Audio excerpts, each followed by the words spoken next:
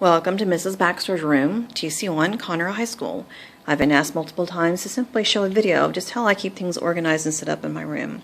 So when students walk in, of course, the first thing we're going to see is our Tony the Tiger that was donated to us. And we use this as a reminder for our TSA students so they know what's coming up when it's here. Next to that is one of our displays.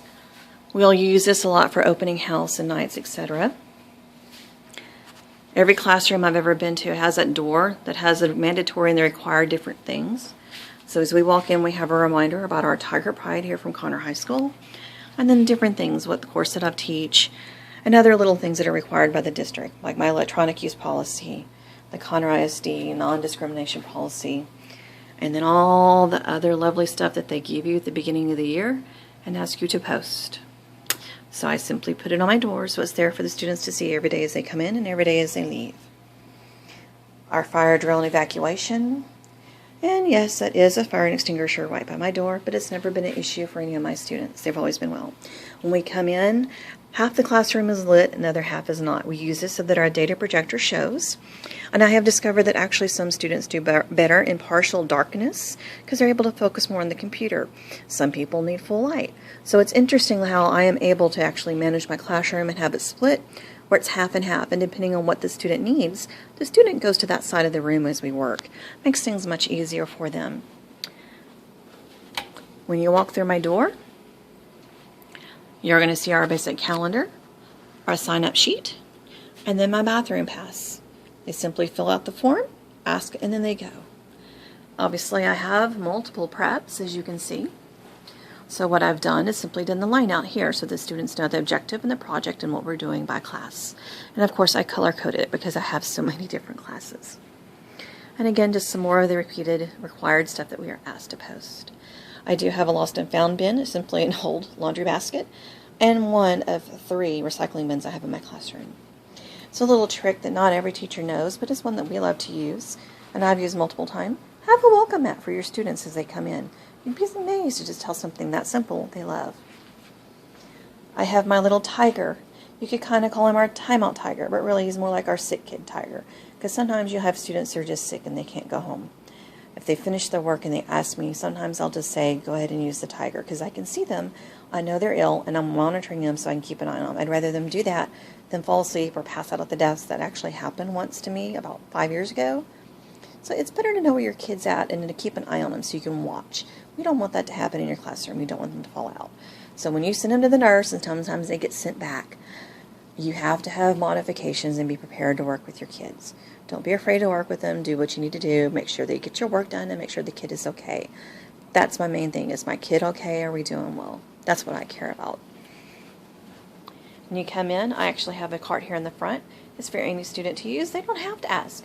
They have their own tape and scissors and staple gun and hole puncher and etc. I've had the same staple and hole puncher and rolls of tape for over 12 years. They've yet to walk off. Of course, a pencil sharpener and tape dispenser.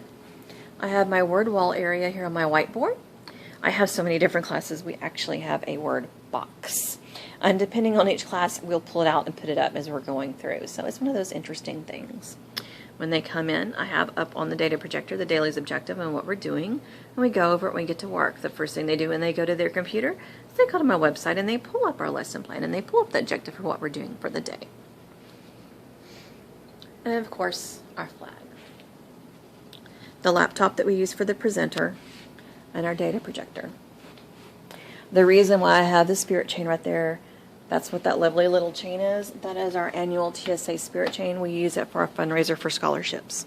Every year we raise between $1,500 and $3,500 just to be able to give out in scholarships. Of course, my document camera so that I can present things, and my lamp that I use for that.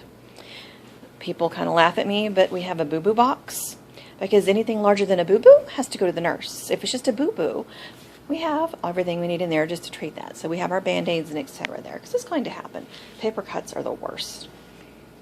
No hunting, that simply means no bullying, no picking on each other. That is a term that I have from way back in my junior high teaching years, and it works with the kids. No hunting, and you remind them, no hunting, have pride. Those are the things we use here in Conroe High School to remind students. Again, my classes are color-coded. So each class, it matches the color code that's up there. It matches the color that's on their cabinets in the back so that they know. I also have an electronic use policy. Pretty much mine is, as long as I'm not talking, it's fine for you to use your device as long as you're working. If the red light's on, then it's absolutely positively no using of your device. It's hardly ever flipped on, but it's there just in case I need it. It's a visual clue for your students. Sometimes it's just what they need. We have drawing tablets for each class, so everything in mind that the class students use is assigned according to their computer station. So as you can see, they're assigned by, and then as they use them, and they bring them back. So everything is assigned to that computer station. And if it's missing, I know who to talk to and get it back from. My students are excellent about this. This is why I have class officers. They help us to maintain this. Of course, my teacher's desk, where I like to have some little fun and make things interesting. Your classroom is kind of like your home, so I love my pictures and I love my students and I love the different things, so we have it here. Same thing for my X-Acto knives. Even those are labeled according to station. We spin around, we use, and we get them back. My officers help me keep track of that. Different displays of different things that we have going on. We have a little bit of a mess right now. We just literally finished Spirit Chain. Everything's set up. I have drafting kit stations signed up for each one of my classes because my students can't afford to buy all their own. I have a lot of working class students, so I want to make sure that I have what they need in the classroom. So every drafting kit is exactly the same. It's sorted into cubbies according to, again, the computer station. Students use it. When they get done, they put it back. Again, my classroom officer, my treasurer, helps me keep track of this for each class period. We know what's going on. They do their inventory, and we go there. Architectural building supplies, there's quite a few of them. So I simply have them in the drawers, and we have it available for them. And students know that they're there. They get what they need, they use it, they put it back. And the same thing with our arts and crafts supply. Sometimes you just need to have the glues and the markers and the pencils and crayons and etc. to use. Well, we have ours in drawers. Students use them. They put them back when they get done. That is my dark room. It is a traditional chemical photo lab. We now use it for digital photography and for storage and for different things that we need to do. I have my MSDS sheets out. I cover that with my students, and they're always there because just like in the workplace, it's supposed to be provided for a student. So, of course, I keep it by the most hazardous things we have in the classroom, which would be our disinfecting spray and our cleaning supplies. I have another fire extinguisher, and again, I repeat, I've never had any problems with that. And in my classroom, we have lots of trash cans. Why do I still have the old overhead projector? Because if you shine a flashlight into the top part of it and you've lost lights, it'll light up your whole classroom. So it never hurts to have one just in case. And then, of course, our photo lab, our lovely light table, drafting table that we've been blessed with, was donated to me. Some of my storage area for my big flat stuff. The laminator was pulled out of the trash. I'm an engineering problem-solving teacher in class. Hey, let's make it work. So the kids pulled it out, cleaned the gears, re-greased it, figured out what was wrong, fixed the fuse, and now we have one that students are able to use when we need to do things in class. Our area for our large format printer. I've had this for a little over 10 years now, and it still works great, and we use it for all of our architectural models and floor plans and etc. Our scanning and printing station that is set up specifically to be used over here. It's also our backup station so that when one of the other computers die, we have something for a student to be able to work on. And then each class has their own assigned cabinet, and on their cabinet is their class contracts. They come up with and they decide what needs to go on there. They tell us the rules, the words, how we're going to treat each other, etc. And then we create them, print them out, and everybody signs them. So the students input. And then my graded bin. So when I get through grading something, I place it in here according to class, right underneath their cabinet. And it's the student's job and responsibility to get their work. If they do not get their work, it will get recycled. That's just one of those rules. I do have a nice little resource area. I have been teaching for almost 20 years. So I have it sorted according to area. And if students need to use something, they're allowed to get it. They simply check it out through me. I literally have a little notepad that I have, and they write down the date and what book they're checked out, and they bring it back to me. Hasn't been a problem yet. Every computer station has dual monitors. At the dual monitors, we have their headphones, so I don't have to listen to them. And of course, we have our tablets for drawing. I also have the label and the bell schedule. I've been asked about this one multiple times. It's simply a gator clip that I've hot glued at the top. And so that from year to year, as my schedule changes, I simply print it on cardstock, laminate it, and stick it in the slot. We also have red cup, green cup. If you are having an issue and you need help, green cup comes off. And we have a red cup. Red cut means I need help, so I can see quickly in a room who needs help, who does not need help. It's a quick way to do an assessment and help my students, because I have so many of them and only one of me. This enables us to be able to work and do what we need to do. And it also is a great place to hang the headphones, because I have a lot of tutorials on how to do things, and I don't want to hear myself speaking, and I really don't want to hear their music either as they work. How do I have it attached? It is simply a clear plastic knife that I've hot glued to it, and I've added some duct tape. That's all that is. It's very simple. We have a cutting station where we have 2 paper cutters. Students are used, especially in my architectural classes, the ones that predominantly use it in model building. We have them here, with a large recycling bin right underneath it to catch it. We have boxes on top for all the different supplies, so that we don't have to worry about them having what they need. And if the piece is big enough to be used, we don't throw it away. We keep the scraps. You never know what it can be used for.